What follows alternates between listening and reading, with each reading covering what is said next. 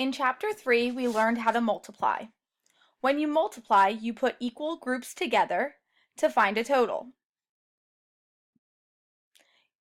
In this chapter, we are going to learn how to divide. Division is the opposite of multiplication.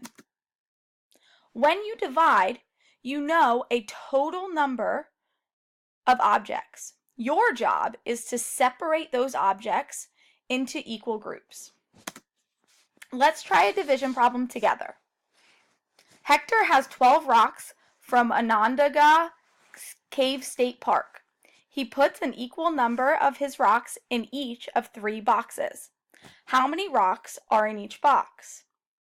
Let's use cubes to find the important information in this problem. What do you need to find? We need to find how many rocks are in each box. What information are we going to use to solve this problem? We know that Hector has 12 rocks altogether, and he separates them equally into 3 boxes. We can divide to find the number of rocks in each group. Let's use the rock counters to model this problem. As you can see, there are 12 rock counters to represent the 12 total rocks that Hector has.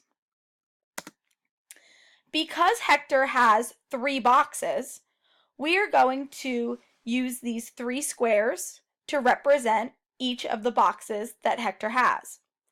In order to find out how many rocks there are in each box, I must place 1 rock in each group until I have used all of the rocks. Watch.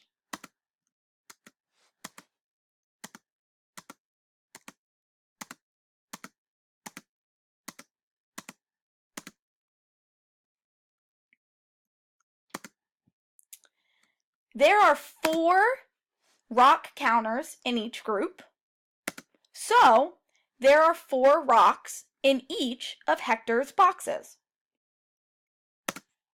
Now it's your turn. Show your work for the following problem on your math board. Chuck has 15 marbles. He puts them into 5 bags. How many marbles does he put into each bag? Remember, since you know the total number of marbles that Chuck has, and you know how many equal groups you need to make, you're going to use division and separate the total into 5 equal groups. Good luck!